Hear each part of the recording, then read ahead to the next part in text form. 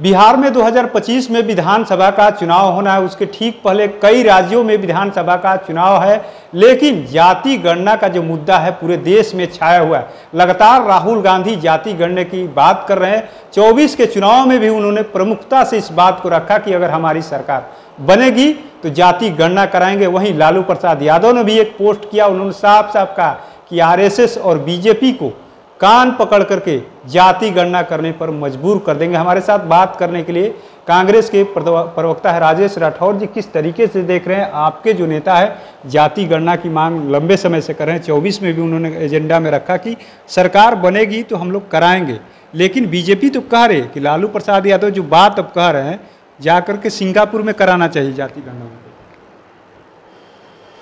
देखिए, भारतीय जनता पार्टी किसी भी देश के गंभीर मुद्दे को गंभीरता से नहीं लेता। जातिगत जनगणना देश का पुकार है कि हम जातिगत जनगणना कराएंगे, तब हमें सामाजिक और आर्थिक सर्वेक्षण कर पाएंगे, तब हम किस वर्ग के कौन से लोग या उस वर्ग में कौन से लोग समाज के मुख्य धारा से नहीं जुड़ पाया है उसको हम जोड़ने का प्रयास करेंगे। और जातिगत जनगणना देश के आवाम का, पिछड़ों का, दलितों का, शोषितों का, ST/SC का, सवर्णों का, सवर्ण में गरीबों का अधिकार है। आई तो करा कर रखे रहेंगे। जब भी हमारी सरकार बनेगी तब छोड़िए, इस सरकार से हम करवा के रहेंगे कि जातिगत जनगणना हो के रहेगा, क्योंकि जातिगत जनगणना किसी सरकार की कृपा से नहीं होगी। क्या आप लोग को दबाव है कि अब चिराग पासवान भी लगातार आप लोग के शुरू में शुरू मिला रहे हैं? तो ये दबाव हमको नहीं है, सबको जनता का दबाव होता है, सबको देश का दबाव होता है। तो जनता चाहती है भारत का कि देश में जातिगत जनगणना हो और बिहार में भी हो। बिहार में भी जातिगत जनगणना नहीं हुआ है। बिहार में सर्वेक्षण हुआ है। दिलीप जायसवाल से पहले पूछ लीजिएगा, भाजपा के अध्यक्ष हैं, हॉस्पिटल चलाते हैं, मंत्री भी हैं। जातिगत जनगणना बिहार में भी नहीं हुआ है, जातिगत सर्वेक्षण हुआ है। तो सर्वे को आप जातिगत जनगणना में नहीं ले सकते, क्योंकि जातिगत जनगणना कराने का अधिकार सिर्फ और सिर्फ भारत सरकार को है।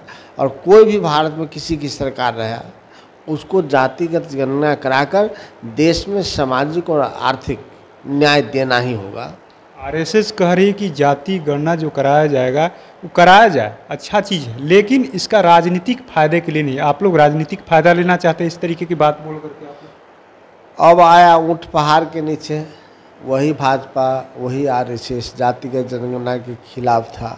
अब जब राहुल गांधी जी ने जातिगत जनगणना की आवाज़ बुलंद की, लोगों को न्याय दिलाने की बात कही, देश के जनता राहुल गांधी को आशा भरी निगाहों से दिख रहा है। भारतीय जनता पार्टी को, नेताओं को जगह जगह तिरस्कार कर रहा है। आरएसएस का आइडियोलॉजी को भारत के लोग अस्वीकार कर रहा है। तब अंत में ही सही, अगर आरएसएस महसूस करती है कि जातिगत जनगणना हो तो भारतीय जनता पार्टी और नरेंद्र मोदी से बात करे, इसकी घोषणा कराए। लेकिन आरएसएस और भारतीय जनता पार्टी दोनों एक सिक्के के पहलू हैं। दोनों में से कोई नहीं चाहते कि देश में जातिगत जनगणना हो। आपके नेता सवाल उठाते हैं जाति गणना का, आप ही के नेता की जाति पूछी जाती है, तो इस तरीके का लगातार बीजेपी। जब भी कोई व्यक्ति गरीबों, दलितों, शोषितों, वंचितों की हक की बात कहे तो उसको अनेक गाली खानी पड़ी है। जब जातिगत जनगणना होगी तो हम उस कॉलम में भरेंगे, लेकिन सदन में आप किसी को गाली नहीं दे सकते हैं। अब आप पूछेंगे कि अशोक चौधरी जी का जो नाती और पोता होगा वो किस जात का होगा?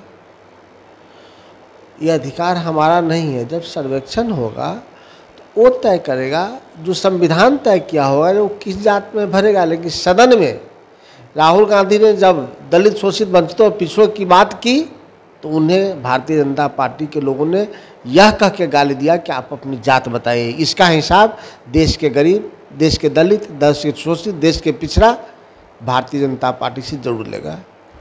तेजस्वी यादव यात्रा पर निकलने वाले हैं, लेकिन बीजेपी कह रही है कि माफी यात्रा निकलना चाहिए। आप लोग के नेता हैं तेजस्वी यादव, इंडिया गठबंधन के। माफ़ी यात्रा भी कहा जा सकता है। 17 महीने हम नीतीश के सरकार में रहे, इसलिए हम माफ़ी चाहते हैं कि नीतीश ने देश को बुराया, नीतीश को जब साथ लिए देश को नुकसान हुआ। हालांकि 17 महीने में तेजस्वी यादव जी ने और इंडिया गठबंधन ने जितनी नौकरियां दी, नीतीश कुमार ने 19 सालों में नहीं दी। तो माफ़ीनामा का अधिकार, अब माफ़ीनामा का कॉपीराइट वो भारतीय जनता पार्टी के पास है, क्योंकि अंग्रेज़ों से उनके पूर्वज लगातार माफ़ी मांगते रहे हैं। तो माफ़ी नरेंद्र मोदी देश के जनता से मांगे कि उन्होंने कहा था कि 30 दिन में या 60 दिन में नोटबंदी के फायदे नहीं होंगे, किसी चौराहे पे मुझे खड़ा कर दीजिएगा। इन प्रधानमंत्री खुद कंफ्यूज हुए कि अपने ही 1000 के नोट को बंद करके 2000 का नोट चालू कर दिया, आपने ही नोट को फिर बंद कर दिए। सजा किसको मिलनी चाहिए? माफ़ी अब नरेंद्र मोदी माने। जीएसटी के बारे में गलत कहते थे, जीएसटी लागू किए। आधार कार्ड को गलत कहते थे, आधार कार्ड लागू किए।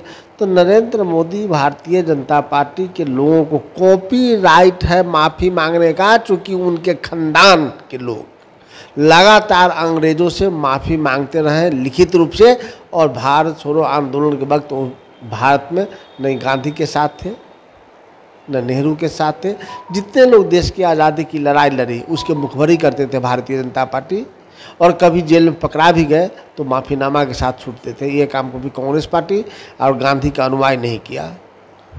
25 चुनाव से पहले क्या तेजस्वी यादव जिस तरीके से यात्रा पर निकल रहे हैं, चिराग पासवान आप लोग के साथ दिखाई दे रहे हैं, शुरू में शुरू मिला रहे, कहीं कुछ खटपट होने वाला है एनडीए में? क्या आपको लग रहा है? वो चिराग पासवान जी को तय करना है कि उनके साथ क्या हुआ। उनके पिता की मूर्ति को तोड़ दी गई, उनके पिता का देहांत जिस घर में हुआ उस घर को खाली करा दिया गया। चिराग पासवान जी के सांसदों को पिछली बार तोड़ दिया गया, उनकी पार्टी तोड़ दी गई। आज रामविलास जी का नाम भी भारतीय जनता पार्टी ने मिटाने का काम किया। लोक जनशक्ति पार्टी रामविलास पासवान जी का प्रारंभ किया हुआ था, फाउंडर मेंबर वो थे, फाउंडर संस्थापक वो थे। उस नाम को मिटा दिया। चिराग के पास तो पिता के नाम के अलावा उनकी पार्टी का नाम भी नहीं है, नाम भी बदलना पड़ा है। इसमें चिराग पासवान जी को निर्णय लेना है, परंतु जनता निर्णय ले चुकी है। 2025 में एनडीए का सुपड़ा साफ हो गया और नीतीश कुमार का नामो निशान नहीं रहेगा।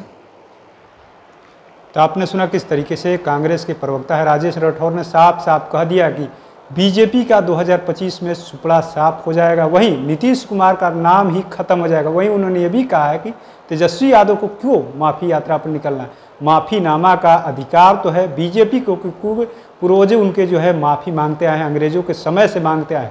तो ऐसे ही तमाम अपडेट से जुड़े रहने के लिए इनसाइडर लाइव देखते रहें।